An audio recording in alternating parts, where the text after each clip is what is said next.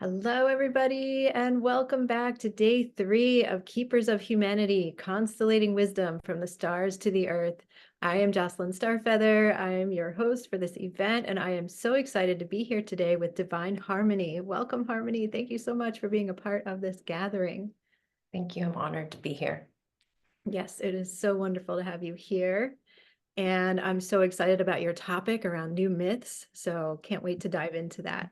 So everybody, as you are joining, please go ahead and put your name and location into the chat. We would love to see who's on with us today. I'm going to go live on YouTube, so bear with me one moment while I get that all set up here. And that just takes a few seconds. And yeah, welcome everybody.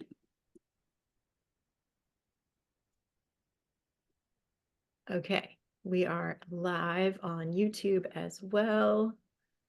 Okay, very good. All is working. Okay, so those over on YouTube, go ahead and put your name and location into the chat and the comments as well. Would love to know who is tuning in today. So Harmony, let me introduce you to everybody here. And so finding the right page. Okay, here we go. Divine Harmony is a mother, mystic, astrologer, writer, and teacher. With her background in depth psychology and spirituality, she works to weave together the dark and the light, the mundane and the sacred, the depths and the heights to support personal awakening, healing, and wholeness. She sees astrology as an amazing alchemical tool for self-understanding and living a more conscious, integrated life. Her work includes teaching at festivals, teaching astrology classes online, writing extensively, and consulting with clients. She has a special interest in the divine feminine, the dark feminine, shadow work, conscious relationship, and learning how to raise the new children incarnating on our planet today. And Harmony, I just love your work so much. I love the full heart and the deep dives that you bring us through in your courses and in your writing. And so thank you so much for all that you do. Thank you. Yes, and I am super excited about your topic today. So it's called As Above, So Below, Why We Need New Myths to Save Humanity. And I know you have a beautiful presentation planned for us. And before we go into the presentation, I just wanted to share about something that you and I have been kind of chatting about over the last 24 hours, which is all of this solar activity. And maybe you'll speak about this too more, but we are in such a powerful moment, everybody. I'm sure you are probably aware, but in case you're not aware, there's been a huge number of X flares from the sun, a large number of M flares as well. And so we're seeing auroras all around the world. Really amazing. So Harmony, what are your thoughts on this with with all of the solar activity that's streaming into us right now? Well, I have a theory that with heightened solar flare activity, there's heightened neutrinos coming from the sun. I've been actually trying to find if there's any actual scientific research to back that up, and as of yet, I haven't found any.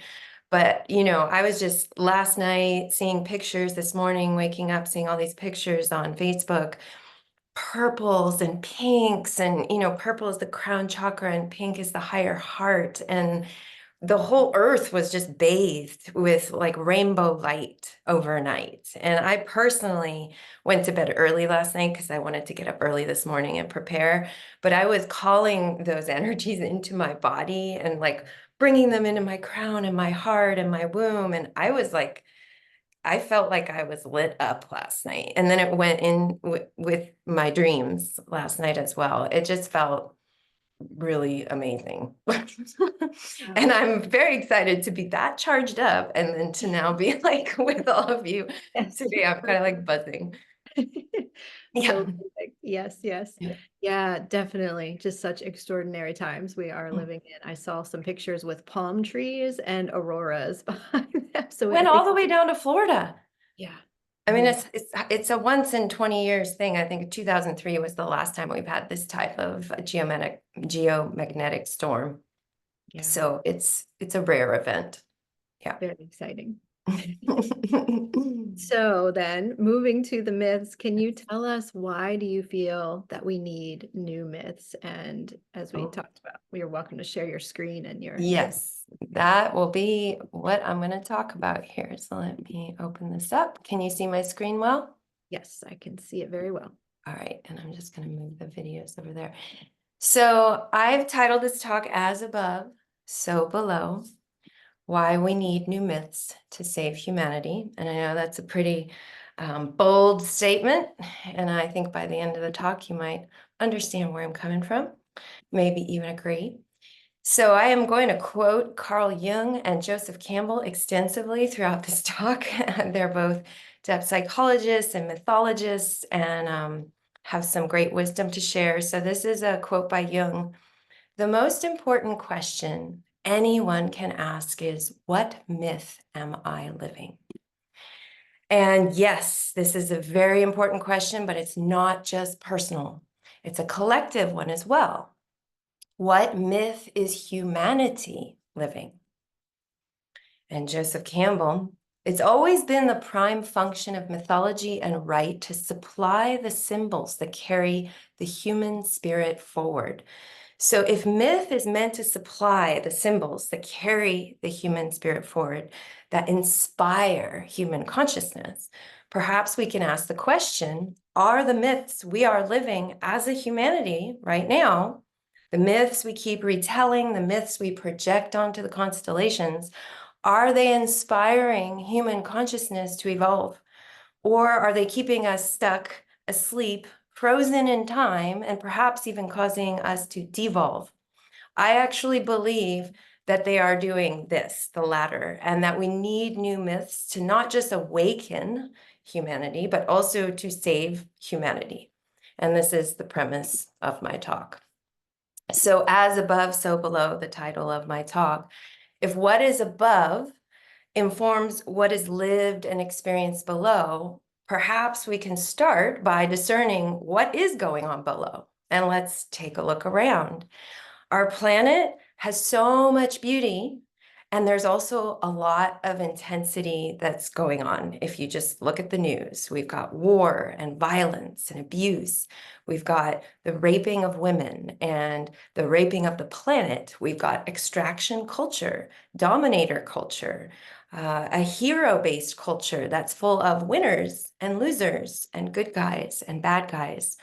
And there seems to be a disconnect from the power of the heart and compassion and empathy. And we're out of touch with nature and the living, breathing earth herself.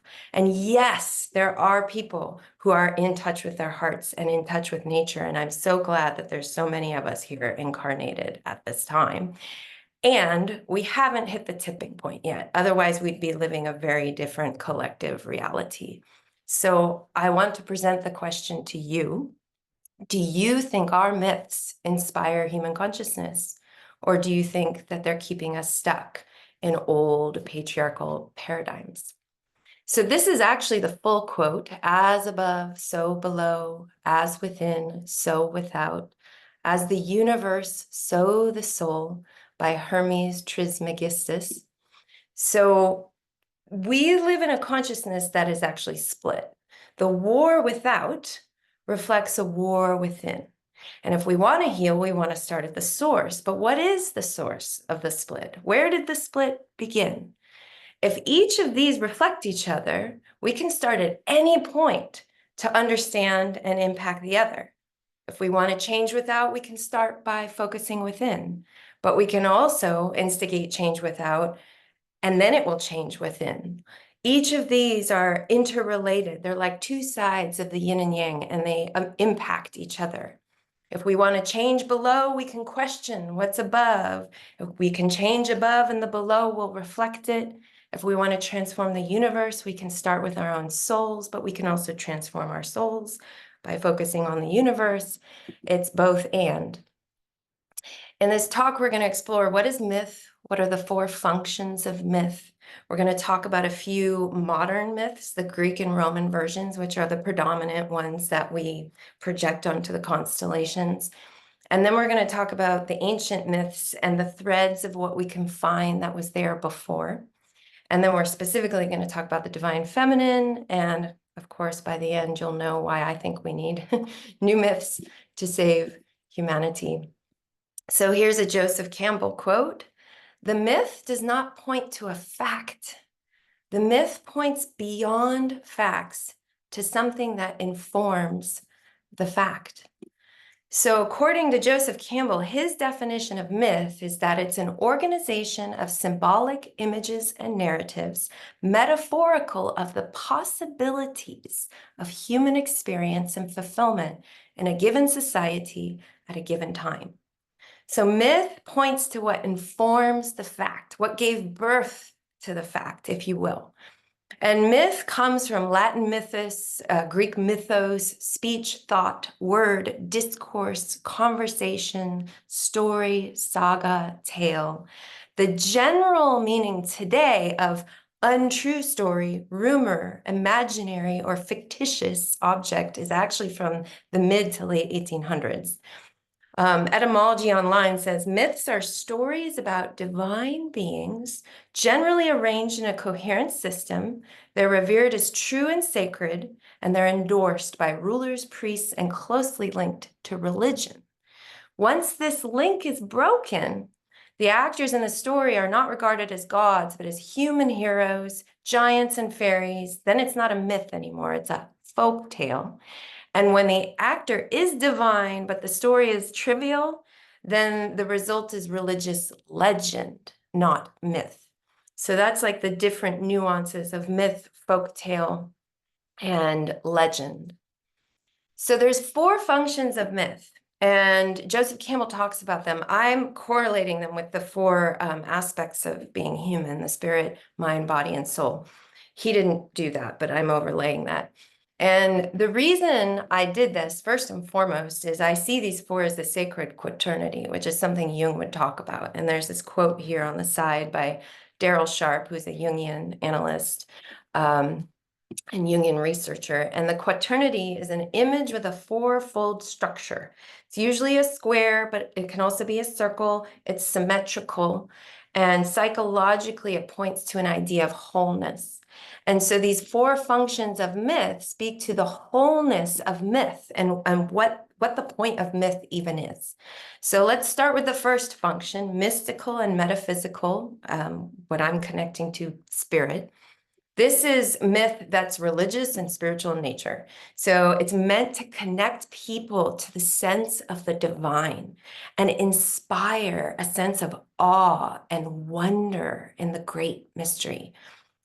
Joseph Campbell said about this function of myth, it's meant to open the mind of everybody in the society to that mystery dimension that cannot be analyzed, can't even be talked about, but can actually only be experienced, both as out there, but also in here. So that's the first function. The second function is the cosmological, which I'm connecting with the mind. This is myth that is meant to explain how the universe works, how time works, nature, life and death, the creation myths of all the various cultures. They teach how the world came into being, how humans were created, animals, all of it. Often is very land-based, linked to the land that one lives on, the country or culture one is from.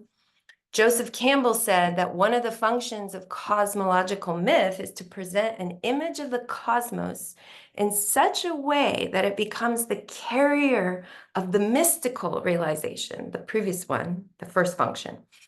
So that wherever you look, it's as though you're looking at an icon, a holy picture, and the walls of space and time open out into the deep dimension of mystery, which is both a dimension within ourselves as well as out there.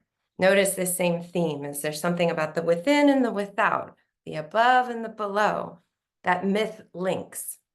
Now, the third function is sociological. I connect this to the body.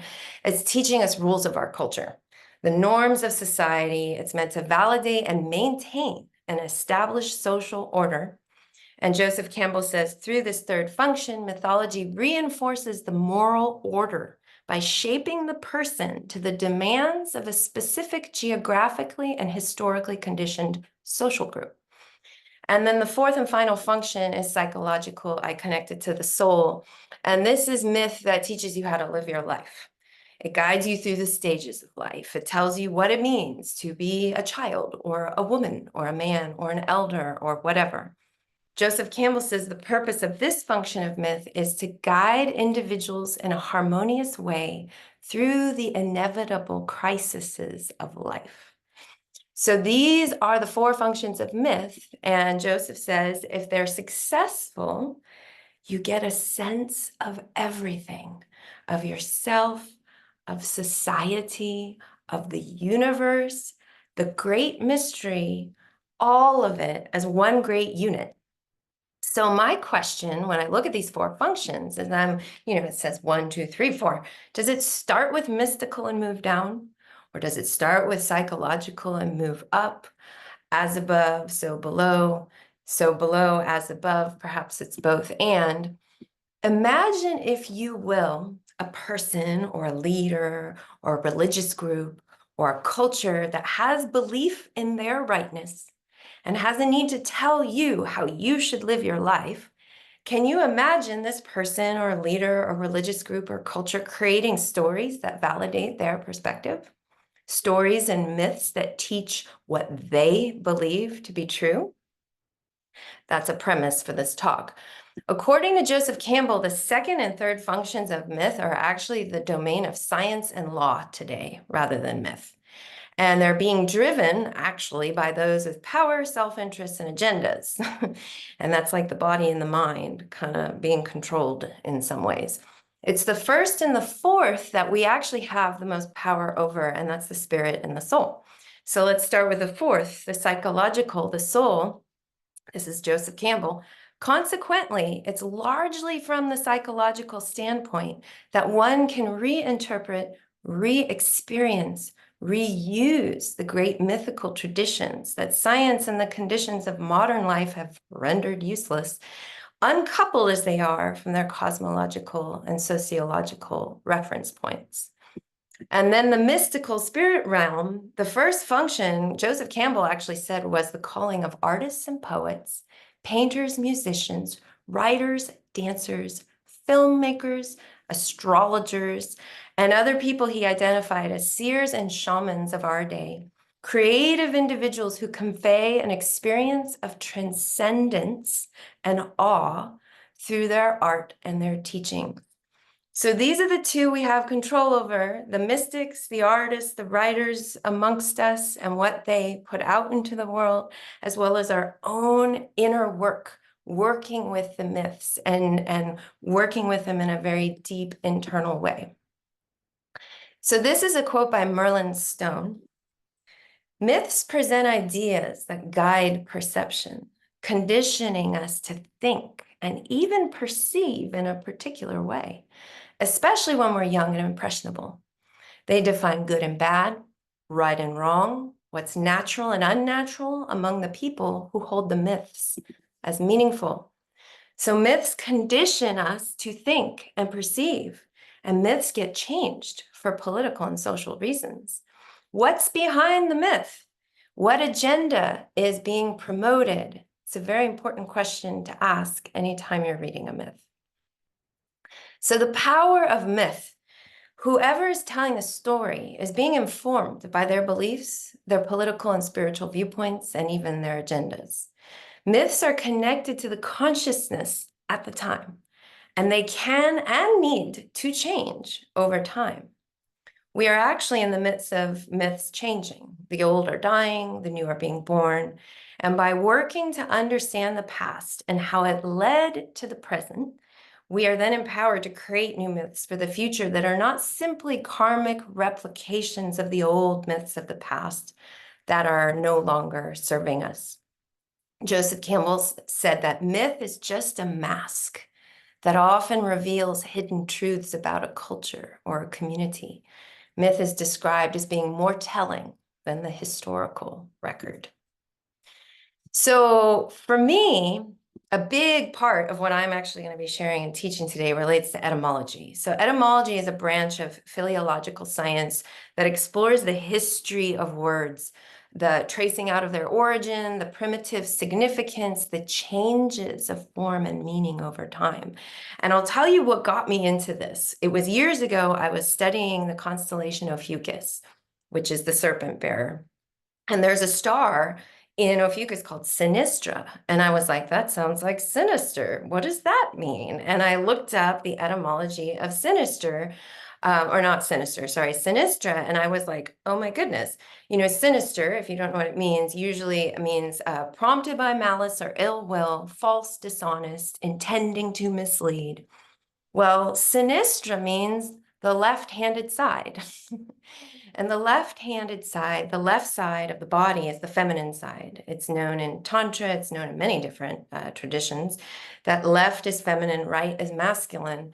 And they conflated the word for left-handed side with the word sinister, implying that the left is lesser than or, you know, dishonest or false or weaker or bad in some way. And it pissed me off, actually. And so this was the beginning of me actually looking into star names, because I was just like, wait a second, what's going on here? And then I would start seeing some of the deeper hidden meanings of star names, and that opened a bag of worms, or maybe better metaphor would be open Pandora's box. So as this slide says, names have deeper hidden meaning. This is true for all sacred cultures, Egyptian, Hawaiian, Mayan, Celtic, and more. There was often a surface meaning to a name, and then there'd be deeper hidden mystical meanings, visible only to those who have eyes to see and ears to hear. There are also names we're told mean one thing, but when you look deeper, you find different meanings that were there before. And it's like they tried to whitewash it. So looking into star names can actually reveal many things.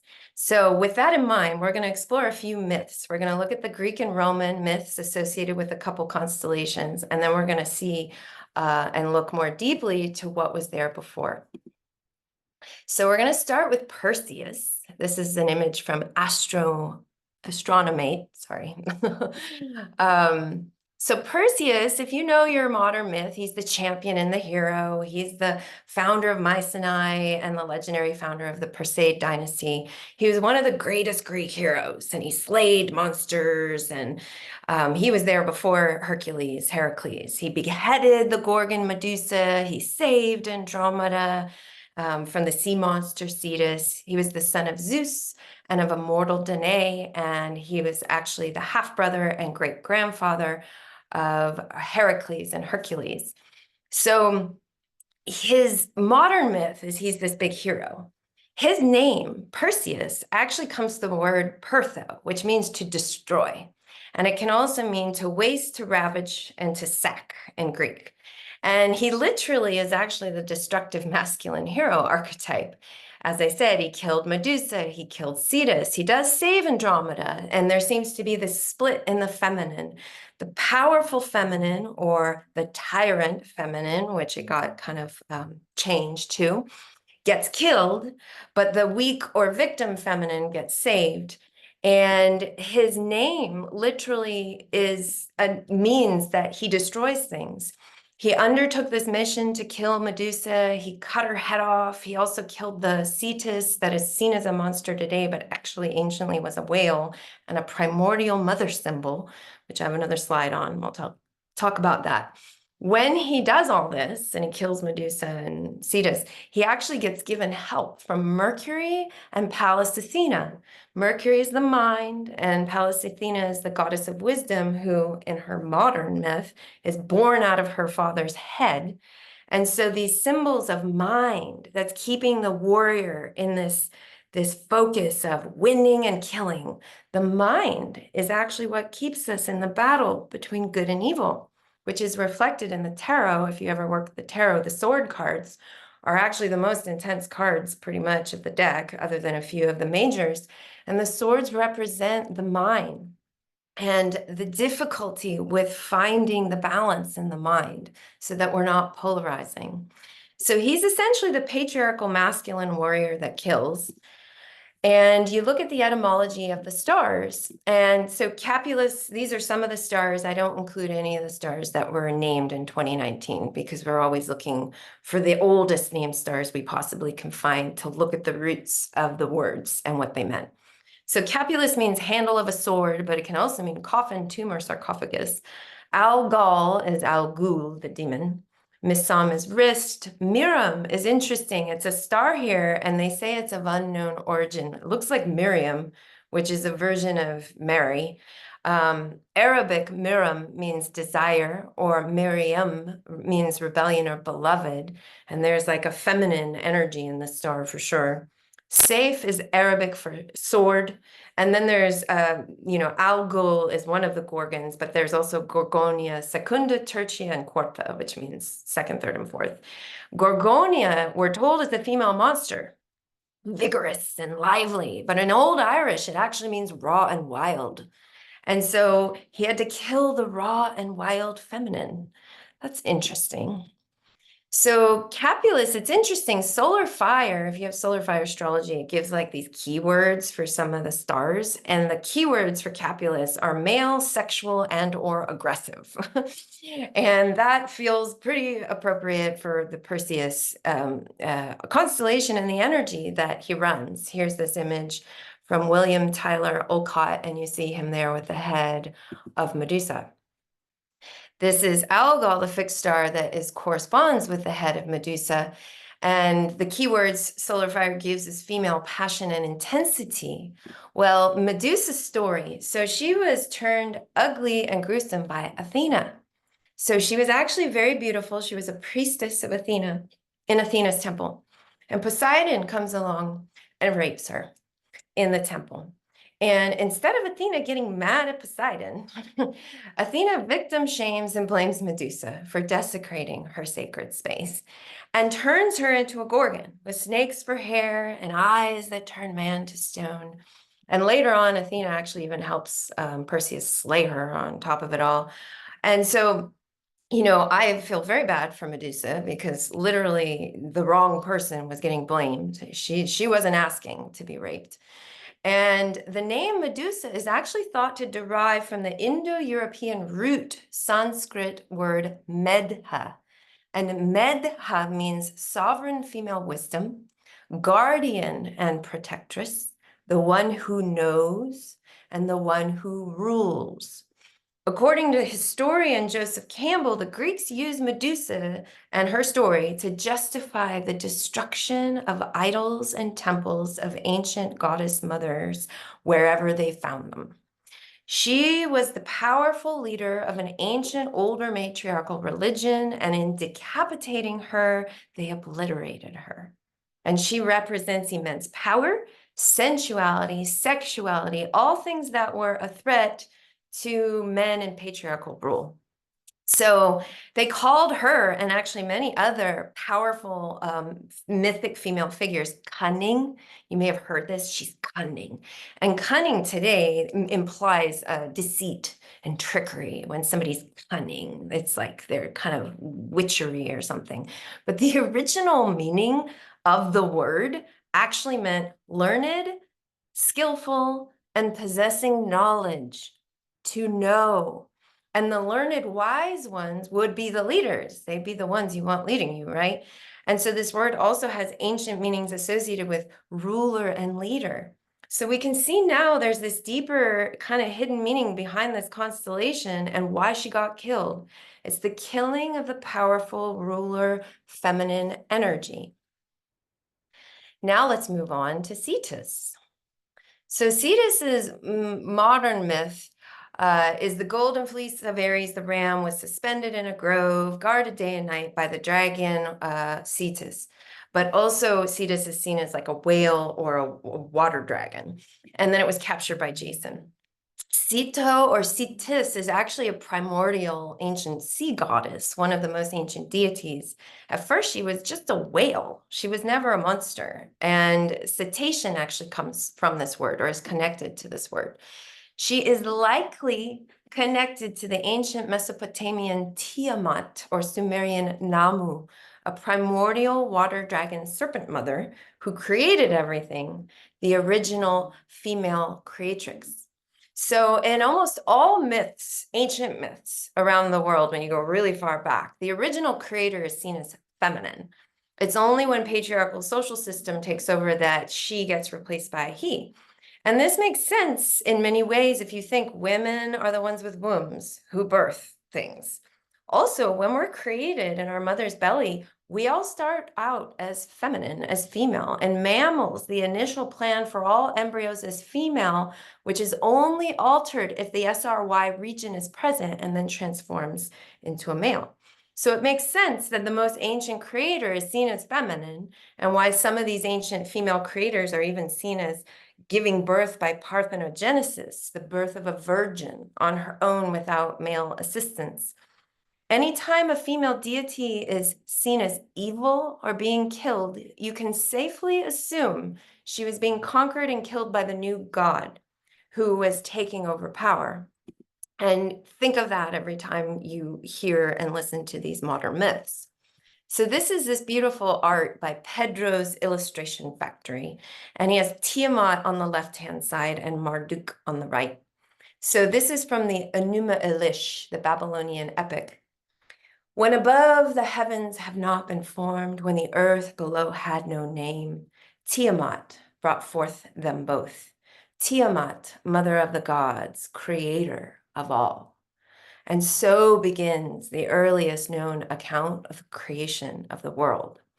So Pedro, his words, he said, originally she was portrayed as a benevolent force by the Sumerians, but for varying reasons, her myth changes as she becomes Babylonian, and she later gets described as destructive, and Marduk is sent to destroy her.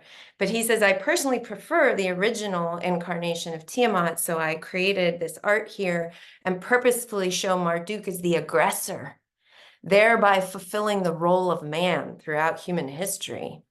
I thought that line of his was fascinating. So there's two versions of Tiamat, or Namu, even the ancient Namu, which is Sumerian. The first one is she's just a creator goddess.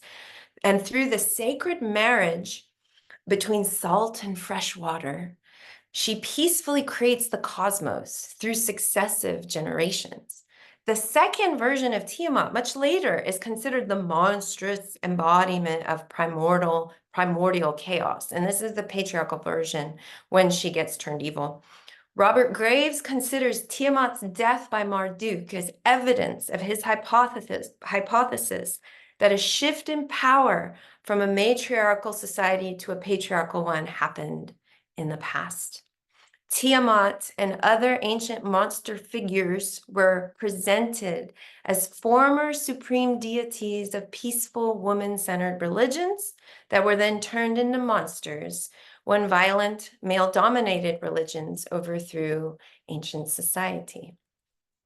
So some of the stars in this constellation in the etymology, Menkar can mean nostril of the whale, but there's also some ancient associations with the meaning of bound or chained enemy.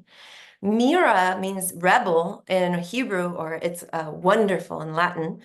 Deneb Kaitos can mean tail of the whale monster, but there's also ancient associations with overthrown, thrust down. So we see someone overthrown, bound, or chained, which is similar to Andromeda, who we'll talk about in a moment. She's chained above. Cetus is almost like the below aspect chained, and Andromeda is the above aspect chained. And Tiamat and Namu actually have both been associated with Andromeda and Cetus. Both of them present the feminine who's been chained and bound against her will. And so part of looking at the star names, as we're going through this, is we're looking at what they say it means today. Then we're also looking at, well, what was there before and what was lost over time, and finding the threads that kind of reveal different dimensions. This is an image of Andromeda, the galaxy, beautiful galaxy. So Andromeda is the chained feminine who needs saving. She's the Greek princess, the daughter of King Cepheus and Queen Cassiopeia, who are both constellations in the sky.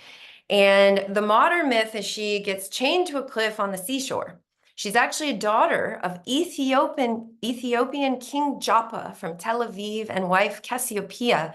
Cassiopeia boasted that she and her daughter were more beautiful than the Nereids, Greek sea nymphs, and they got pissed, so they complained to Poseidon. He sent a flood and a sea monster to destroy the coast near Joppa, which is today supposed to be the Gaza Strip, fascinatingly, connected to what's happening in the world today. And then the king consulted the oracle of Ammon and was told to sacrifice his daughter to the sea monster to appease the gods.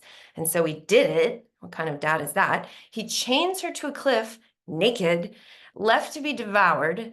And Andromeda was actually nothing like her vain mother. And then that's when Perseus happens to fly above and sees this naked, chained woman to a rock and falls in love and goes and saves her. So first, you have to understand that this myth shows the Greek attitude towards foreigners. Greeks saw Ethiopians, Mesopotamians as savages.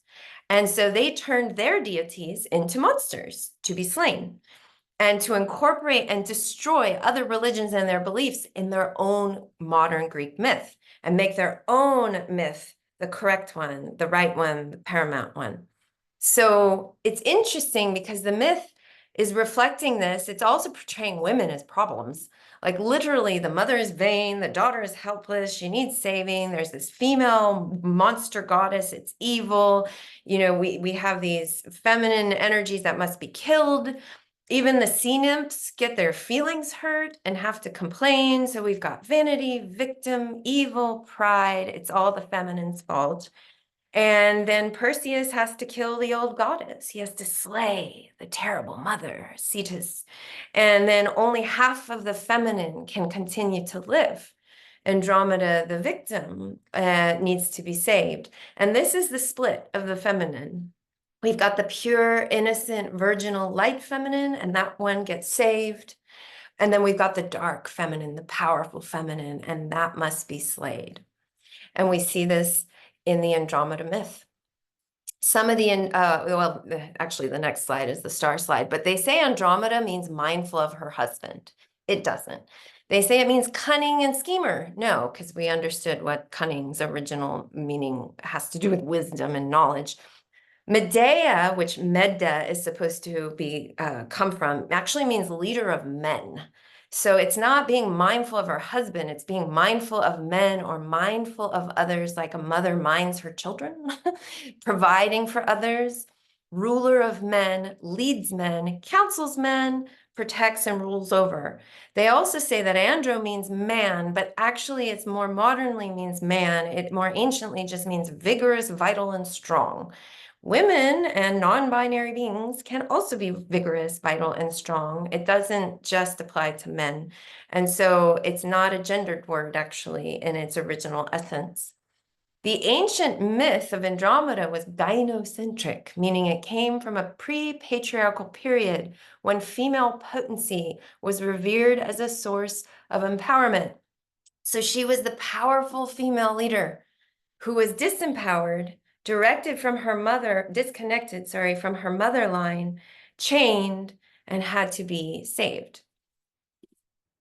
So the etymology of stars, adhil means the train of a garment. So we see it's like the dress. Almak is Carcassal, a desert lynx, which actually speaks to an ancient Arabic constellation. Alpharats means the navel of the mare, which is a horse used for riding. It's because the stars in Pegasus and Andromeda are right next to each other. So it's like they're connected. Mirak means the waistcloth or girdle. It's on her left hip. There's also one called Nimbus, and they say it's unknown. But Nimbus, if you just change one letter, means a shining cloud about a god or goddess when on earth, a radiant circle of light around the head of a saint, an aura, or a halo, which is what the Andromeda galaxy kind of looks like when you look at it visually. And then Vertex is a star there for M31. It's the highest point of anything, the turning point, the whirlpool, to turn, to bend.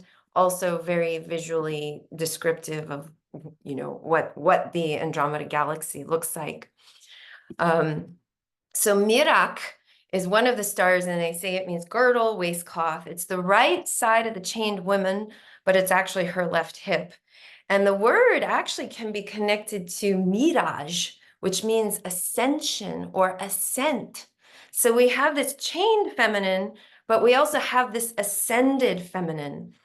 And what happens when the divine feminine ascends and goes up and out, lives from the heart chakra up, is not fully here, not fully embodied, not fully in her power? Power really relates to the lower three chakras and especially the womb space. And when we're not fully embodied, we can't stand fully in our power. This is like the myth of Astraea. If you know your Greek myth, she was the last of the immortals who lived on Earth. And she actually finally had to leave when the consciousness of humanity got so low vibration, it was too much for her to bear, so she had to leave. And they say when she's able to safely return to Earth, we will return to the golden age.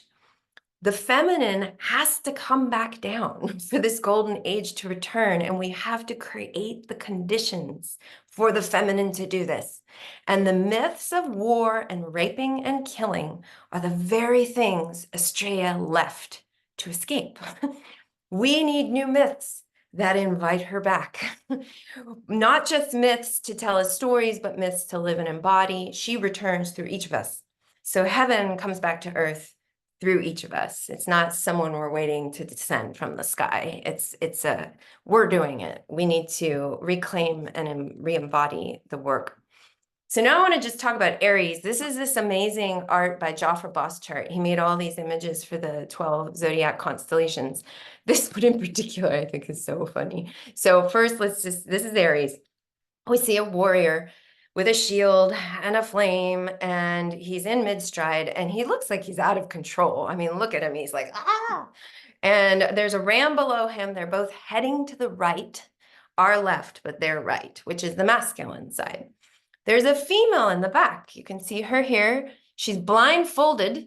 His feminine side is blind. She can't lead him because he can't even see her. She can't see either. She's holding a flame in her left hand, the feminine. There's lots of sharp metallic armor, the color red, a barren, apocalyptic looking land with volcanoes. There's an iguana and lizard on the bottom right with a little bit of amount of green shrubs. There is some life. And then it might be hard to see, but back here is actually the magician from the tarot card with all four of the magical tools on the table in front of him. And so the way that I see this image, the female that's blind is a very important piece to the image. The blind feminine and the war-driven Aries shadow side. And he needs to connect with her, but she's like blindfolded and he can't see her. He's too busy, like impulsively, launching out to war. The metallic material for armor is likely connected to iron, which is the metal of Mars. But, metals are something, certain metals are something that the body needs in small amounts, but heavy metals can also become toxic. The armor is in part why the feminine on his left side, his left or right, he can't see her. He walls up his emotions and only channels them into rage and war.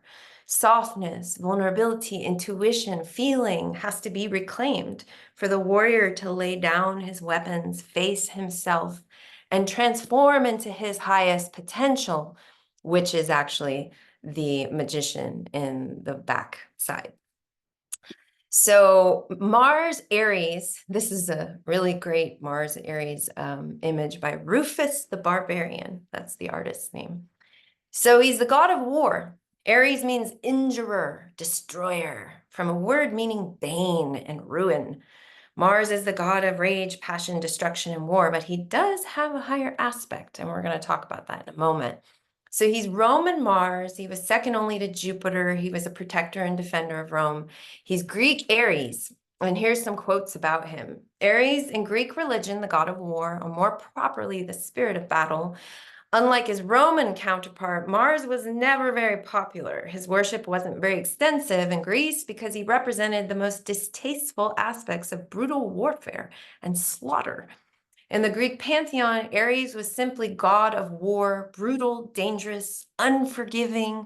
He represents savagery and the animalistic side of war, and he's always accompanied by fear and terror. He was one of 6 kids born to Zeus and Hera. Zeus had a ton of other kids with other women. A lot of it was rape, but not that many with his own wife. 3 of his kids come from his marital union with Hera, and they're very intense. Ares, god of war, Eris, god of discord and chaos, and Enyo, goddess of destruction. And this is in part a reflection of their toxic marriage because they were constantly at each other's throats. He was not loved by other gods because he was so reckless and impulsive and irresponsible and rash. This is a quote from mythology.net. The early Greeks knew that they would only be able to rely on Ares when it came to conflict. The problem with this was that Ares was known to get caught up in the destruction of battle itself, and he really had no loyalties when it came to fighting. Those who prayed to Ares may enjoy his support early on in the beginning of a struggle, but then they would often be dismayed to find the god fighting for the other side to prolong the battle and increase the death and destruction caused by war. So what do you think it means to have Ares, Mars, the god of war, this powerful archetype in our world that's like, a mythos? We have so many of these heroes and these, conquerors and these warring mythos. The war god hero mythos is actually killing the spirit of humanity and destroying the planet. And it leads to this, you have to win culture. Winners, losers, good, evil, conquer, kill something, slay something. As you can see, often the feminine throughout some of these myths.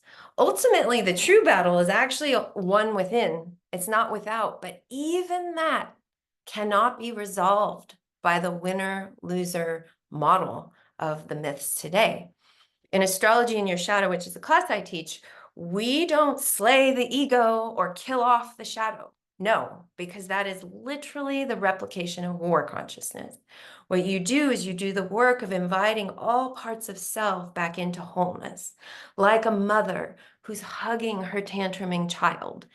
So battle culture actually kills the human spirit, and we need to move beyond it. And I think we need to reconnect to the ancient roots of Aries, actually, pre-dominator model, as Bill Plotkin calls it. Aries as sacred protector and defender.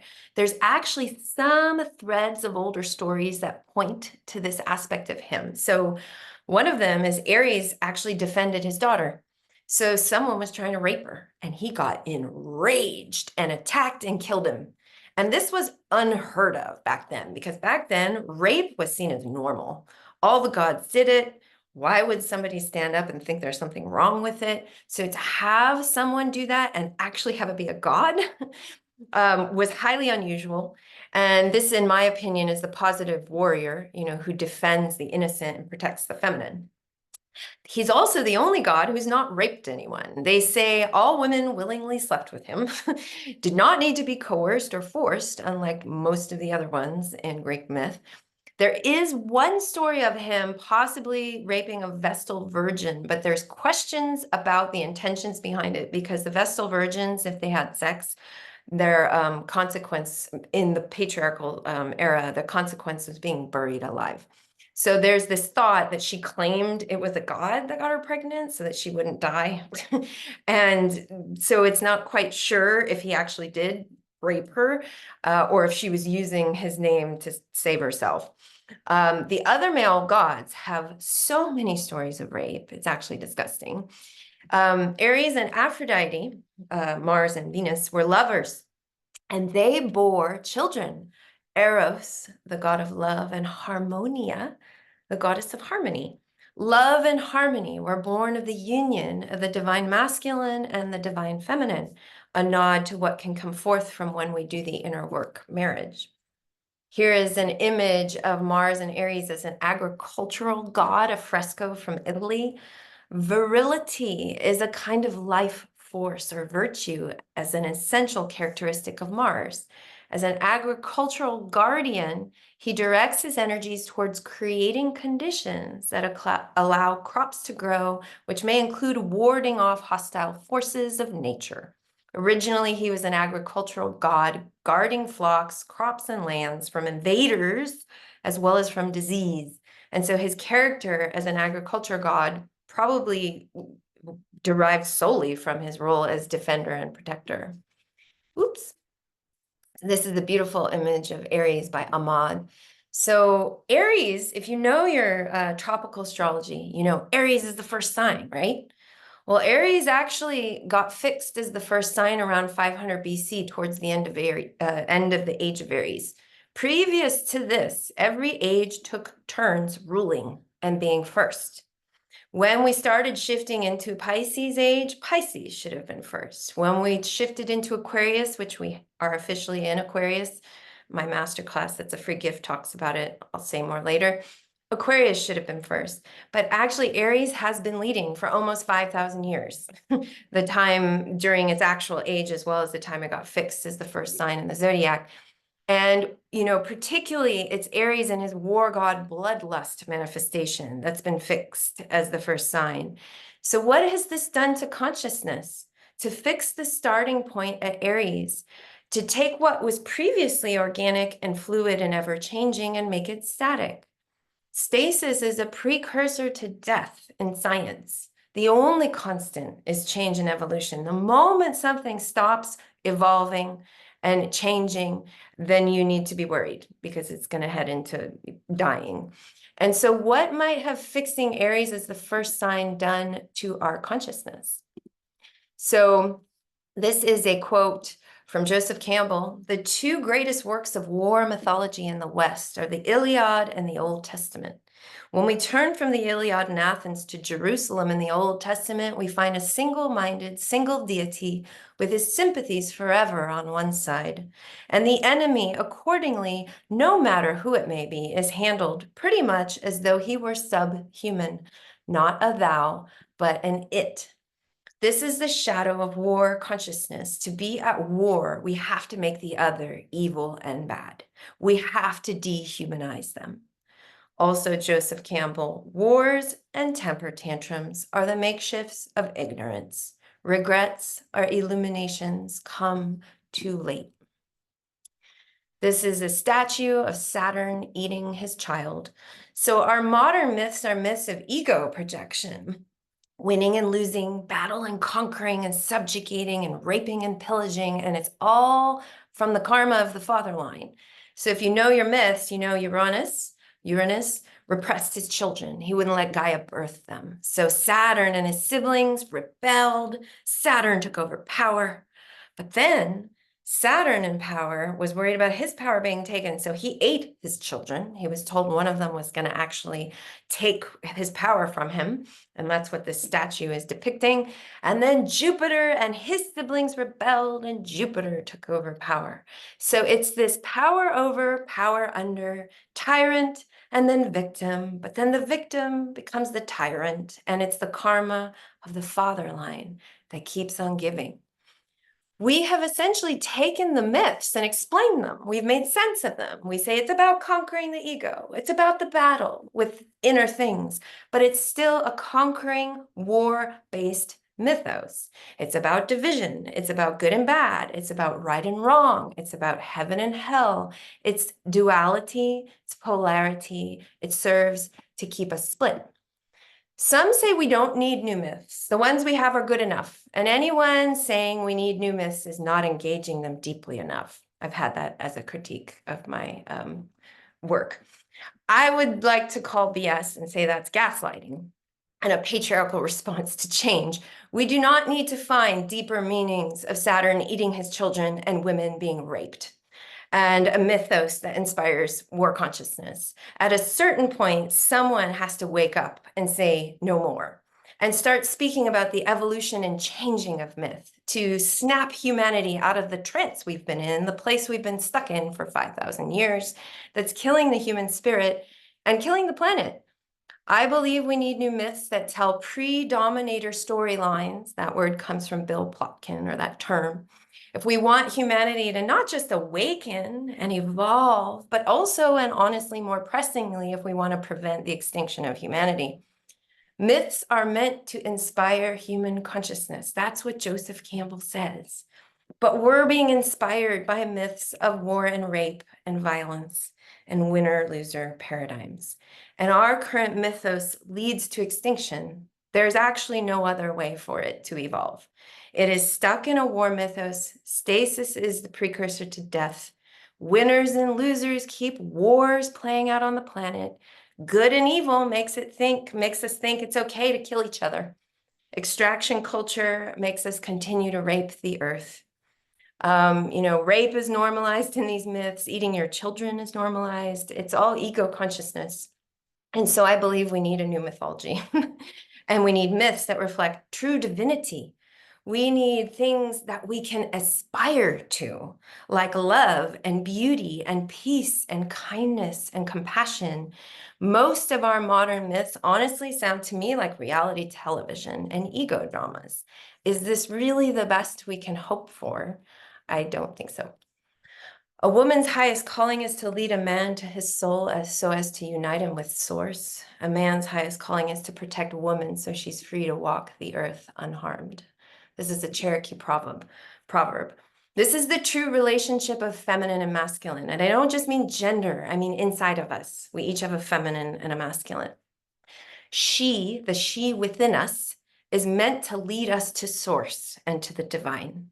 The he within us is meant to protect us so that our feminine is free to connect with source and the divine and bring it all the way down and in. You can see this in the tarot, actually. The tarot portrays this truth. So you see these three cards, the lovers, the devil, and judgment. You see the three couples, same couple, 3 different times. On the lovers card, she's on the right hand of the angel, even though she should be on the left. She's looking at the angel. He's looking at her. And the devil card, the devil, they're also in the same position. She's on the devil's right and he's on the left. The devil's lighting his tail. They're both chained to the devil and each other. But then over here in the judgment card, the second last card of the majors, she's actually now on the left-hand side of the angel. This is the correct side. She is taller. The divine music of the angel comes down onto her arms, and she receives and shares it with her partner and her child. The feminine has a direct connection to source and the divine. She receives inspiration from the divine, from the universe. He protects her so she can receive, and then he acts. He's the active principle, so he acts on her guidance and her intuition, taking action out in the world. The feminine needs to lead and the masculine needs to follow, but we are in a reversed world right now where literally the inverse of this is happening. And again, this is about essence. We all have masculine and feminine within us. I sometimes wonder, like, if our leaders were all mothers who had children, would we be okay with other people's children dying? There's an inherent desire to protect children that's inborn in the heart of someone who's got a womb and knows what it means to take 9 months to gestate a baby, to go through labor and birth a baby, and then raise that child. All children matter to someone who's gone through a process like that. It's not just your own kid that matters and the rest can die. And yes, I want to be clear, there are men and non-binary beings who honor the feminine principle and are beautiful representations of this in the world. And I will say, I don't think a lot of our leaders are that. So this is that Merlinstone quote from the beginning, but there's a third paragraph and I just want to add it in. So I'll read it from the top. Myths present ideas that guide perception, conditioning us to think and even perceive in a particular way, especially when we're young and impressionable. They define good and bad, right and wrong, what's natural, what's unnatural among the people who hold the myths as meaningful. It's quite apparent that the myths and legends that grew from and were propagated by a religion in which the deity was female and revered as wise, valiant, powerful, and just, provided very different images of womanhood from those which we are offered by the male-oriented religions of today. This is a Rumi quote. The core of the feminine comes directly as a ray of the sun, not the earthly figure you hear about in love songs. There's more to her mystery than that. You might say she's not from the manifest world at all, but the creator of it.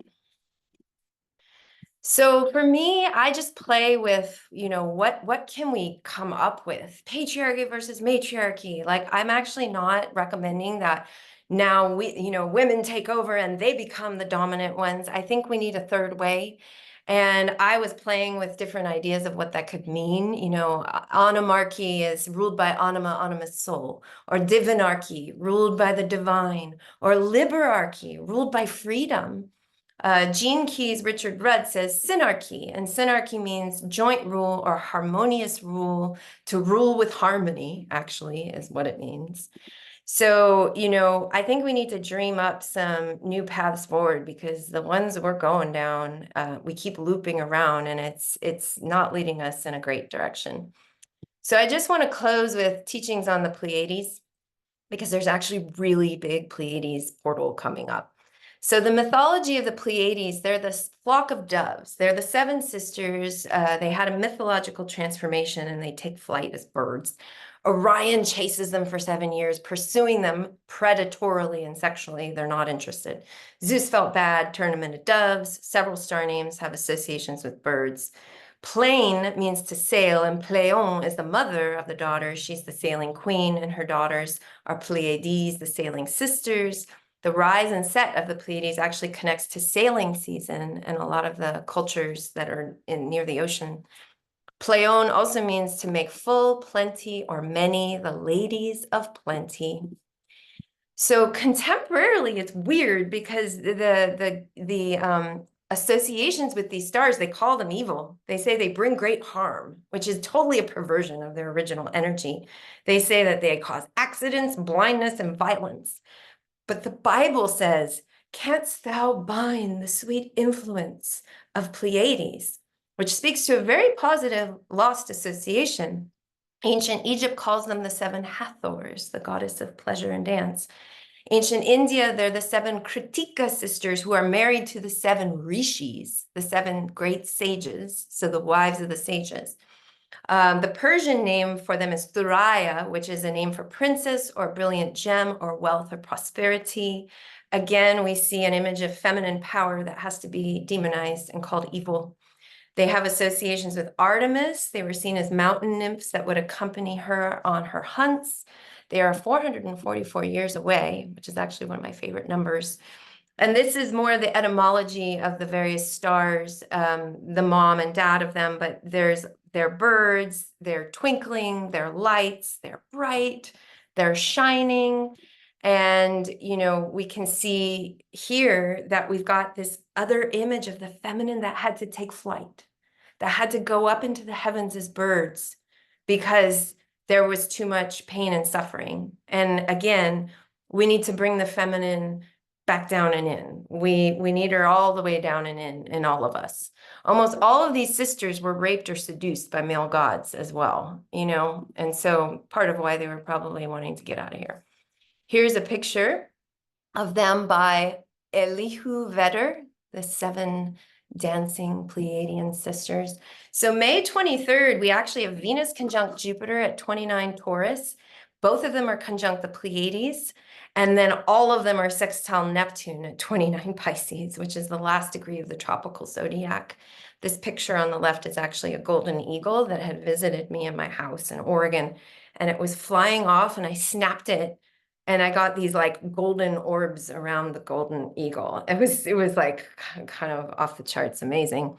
So the evening of May 22nd, and then into all throughout the 23rd, there's really amazing Pleiadian energies. Jupiter and Venus are the benefics, the greater and the lesser. And then Jupiter and Neptune are the two spiritual planets. So we have the spiritual planets, the benefics, we've got the Pleiades, all aligning together. And it's amazing time for ritual, for ceremony, for calling in the divine feminine, for calling in peace and harmony, for calling in higher love, calling the feminine back down and in. So this was just something I was going to read, but let me do this first. And if I have time, I will. Otherwise, we can complete. This is a picture of the mother of the world. by Nicholas Roerich. It's actually one of my favorite paintings. And I just want to break it down for you here. This is Orion's belt on the left, okay? On the right, this is the Big Dipper, and the Big Dipper always points to Arcturus, so Arcturus is above her. She is Sirius because Orion's belt always points down to Sirius. In the way that I have her set up here, she's also the middle star of Orion's belt, Alnilam, which literally means string of pearls or sapphires. So Orion is today seen as a male hunter in Greek myth, but there's stars in this constellation that let us know that, in fact, he is a she. And indeed she is. She is Arabic Al-Uzza, the mighty one and the most mighty. She was a female deity, the most powerful one. So in closing, I believe we need a new mythology that will inspire humanity to heal, to awaken, to stop warring, to stop killing, to stop raping, to stop living from a fear-based ego consciousness of me, mine, take, and harm. I believe we need the feminine to lead. I believe we need the feminine to return in each of us. We need the feminine to come all the way down and in our hearts, in our minds, and in our bodies. Rumi says, woman is a ray of God. She is not that earthly beloved. She is creative, not created. There is a feminine aspect of all of us, just like we all have a masculine aspect, and we need myths that reflect the sacred union of these two so that the war without can heal because the war within resolves. And our modern myths don't inspire this. So we need a new mythology. We need it to descend now.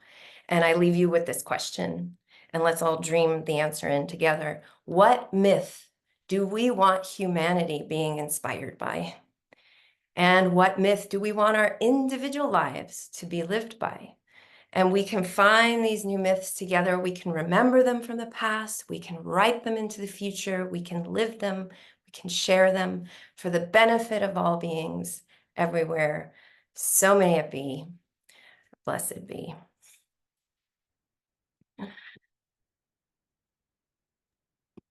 Wow, thank you so much, Harmony. This has been incredibly powerful, and to really go on that journey with you through all the distortions and the ways the stories were changed and the ways that the myths were co-opted to Mhm. these ideas in our awareness. It's really powerful to see. And then, yeah, let's dream the new myth together. What is possible now? Yes, I think we need it. Clearly. There's no mistaking it. And so many beautiful comments from people in the chat. Everybody's really receiving so much from this. So that's fantastic. Now, does anybody have any questions for Harmony? We have a few minutes left with her. So if you have any burning questions, go ahead and put them in the chat on either Zoom or YouTube. And we will get to as many as we can. Wonderful comments over here on YouTube as well. So yeah, I was really struck by that image of Mars with the, Mm. like, like going crazy, falling off the lion or whatever he was doing there. I don't I know. know. He was like out of control. So absurd. And then this perception of Mars as this out of control, arrogant, now he's going to fight for this side and he's going to fight for the other side to prolong the battle. I mean, that is not Mars. I know through my planetary connections with Mars, it's like that just feels so like corrupted. Yeah, And it is. it's just meant It. Have you seen the movie? I'm sure you haven't. Wonder Woman. yeah, uh-huh. So you know, in that movie, we end up finding out at the end he's Mars, Aries, and she's actually his sister. He's behind it all, but it's his shadow side. It's the corruption of the pure, sacred protector and defender. It's the masculine principle that's out of touch with his heart, and with compassion and empathy. When your heart is fully open and you're empathic, you can't harm another person because you feel it. Like it's a feedback resonance. It's like you feel what you do to another. And so I like to just visualize and also call in the opening of all the heart chakras on the planet. And I say, and may it happen with grace and ease, because I know a lot of times our hearts open through crisis, through intensity. And I would like to call it in with more grace and ease. But if all of our hearts were open, this way of humanity living on Earth would not be able to happen. The way that we desecrate nature and we harm each other and all the things, it just couldn't happen. So yeah.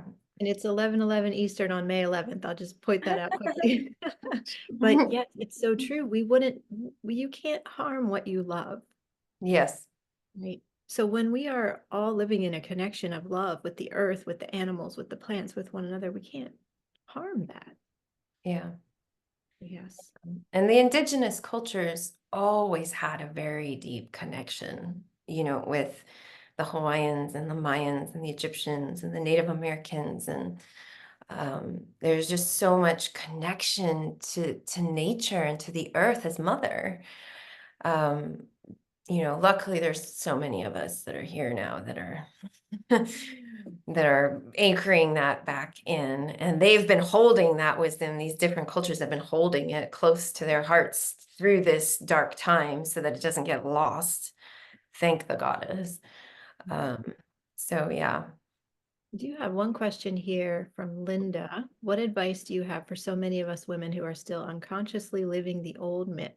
I have witnessed women with good intentions coming together, and then there is the same divisiveness and power over.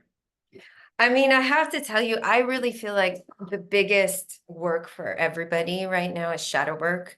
I mean, I teach it, so, but I also want to say, like, I believe in it with every fiber of my being. So usually when women are, having, or any kind of conflict, there's something underneath. There's an inner child that's feeling wounded. There's shame. There's anger or rage that's not being expressed or dealt with, or there's grief that's not being acknowledged. And so shadow work is all about making what's in the unconscious conscious. And Jung would say, when you don't know what's going on in your unconscious, you experience it in life as fate. And so you'll be drawn to people who you have these dynamics with because they're triggering these things in your unconscious. So if you choose to turn within and start working on the inner levels, it will start transforming the external experiences. Or maybe those other people won't change, but then you change, and because you change, your part in the dynamic will change. Maybe I've even seen this with myself, but others, where there's like family dynamics and nobody else in the family is doing any inner work, but the person is, and it changes the relational dynamics because the person brings a level of consciousness into the space, and it affects, and they even say this, the Native Americans say that whatever you do, it affects 7 generations ahead and behind. How can you do that? Well, you can, because it reverberates out. So like you start within to affect without. And I think that's like some of the most profound work anybody could do right now. I would just love it if all of our leaders were doing that kind of work. Because then they're working with their darkness, their unconsciousness, their shame, their fear, their anger, and they're not going to be using their position to deal with all of it and project it out. Anyhow, so Thank you for that. yeah, And yes, your shadow work class is amazing, as people are saying in the chat. thanks. So you have a wonderful free gift for us, Mm, Harmony, about yes. anchoring in the age of Aquarius. So can you tell us more about that? Yeah, so it's like a 2 or maybe 2.5 hour, I can't remember, masterclass about the turning of the ages. What are the ages? Why are we actually in the age of Aquarius? I know there's a lot of, discussion and even arguments. Are we in it? Are we not? From the ancient way of calculating the ages, we are, and we have been since the 1500s. And actually, if you're to just look at the technology and all of the rapid increases, it makes even sense cognitively that we're in it. And so I talk about the age of Aquarius. I talk about the connection to Sirius, our spiritual sun of our sun, the divine feminine. There's other things in it. And that's what I'm offering out to you. It's free. So Wonderful. Thank you so much for that amazing free gift. I know people will be very excited to learn more with you. So everybody go and claim that gift. I have put it here in the chat and in the YouTube live chat for those on YouTube. And if you're watching this later, just scroll down a little bit below the video and you will find Harmony's free gift right there. And also, Harmony, where can people find you online? And do you have any new upcoming things that you want people to know about? oh yes, so my website's divineharmony.com. And yes, my real name is Harmony. People always ask me. I was named Harmony at birth.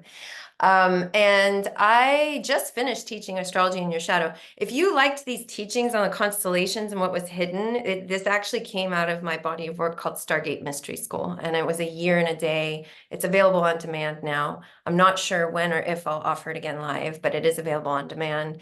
Astrology in Your Shadow is available on demand, and when you purchase it or attend it live, you'll get invited back as alumni for a very discounted rate. And I have alumni come back like every year. This recent class, 50% of the students were returning students. And I will be actually teaching a new course called Calling in the Light in August, and I will be promoting it in July when I get back from Scotland. So I'm excited about it. And then I write a lot, and I have a website, and I have a membership service, and yeah. Fantastic, fantastic. And so if people get your free gift, will they be on the newsletter to get notifications about? I think you can check a box that says sign me up for the newsletter list when you sign up for the free gift. I don't think it's automatic. I think you have an option, but you can also just sign up for my newsletter through my website, Divine Harmony. It's up there somewhere clear. Fantastic. Well, thank you so much. This has been an amazing, amazing presentation, and you've just, yeah, taken us on quite a journey here. So thank you for all of it. Thank you. Thank you. Thank you. Yes. And thank you everybody who's on live and adding your energy to our beautiful live gathering today.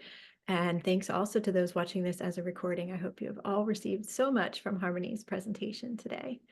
And we will go live again in about 40 minutes or so. Marie and I have a very special presentation for you. So those watching live, we'll see you all then. And have a wonderful day. And thank you again, Harmony. Have a beautiful weekend ahead. You too.